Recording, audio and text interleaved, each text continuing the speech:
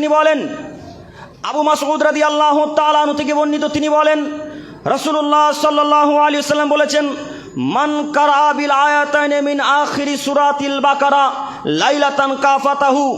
হে আদমের ছেলে মেয়ে তোমরা শোনো, আল্লাহ নবী মক্কার মরুভূমিতে এইভাবে দাঁড়িয়ে বলছেন, আদমের ছেলে মেয়ে, আমার সাহাবায়ে কেরামগণ তোমরা শোনো, মান কারা বিল আয়াতাইনি মিন আখিরি সূরাতিল বাকারা লাইলাতান কাফাতাহু। যদি কোনো মানুষ তোমাদের মধ্যে সূরা বাকারার শেষ দুটি আয়াত রাতের বেলায় পাঠ করে ঘুমায়, তাহলে তা তার জন্য যথেষ্ট হবে। হাদিস বুখারী মুসলিম। সূরা বাকারার শেষ দুটি আয়াত মনে আছে? আমানা রাসূলু বিমা উনজিলা ইলাইহি, এইটা হচ্ছে সূরা বাকারার শেষ দুটি আয়াতের আরেকটা আয়াত অংশ আছে। আল্লাহ নবী বলছেন, কেউ যদি এই সূরা দুটির শেষ অংশ দুটি আয়াত বলে, তাহলে সারা রাত তার আমলনামাতে নেকি লেখা হবে।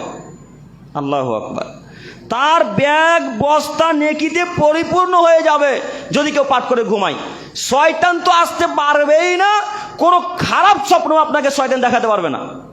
খারাপ স্বপ্ন শয়তানের পক্ষ থেকে হয়, খারাপ স্বপ্ন শয়তানের পক্ষ থেকে হয়, আল্লাহর পক্ষ থেকে হয় না। কাজে এই সূরা, এই বাকারা সূরার শেষ দুটি আয়াত যদি কেউ পাঠ করে, তাহলে শয়তান থেকে বাঁচবে। এ কথা আল্লাহ নবী বলেন। কতজন পাঠ করি? কেউ পাঠ করি না। ঘুমাচ্ছেন 12টার সময়, তো কিভাবে পাঠ করবেন?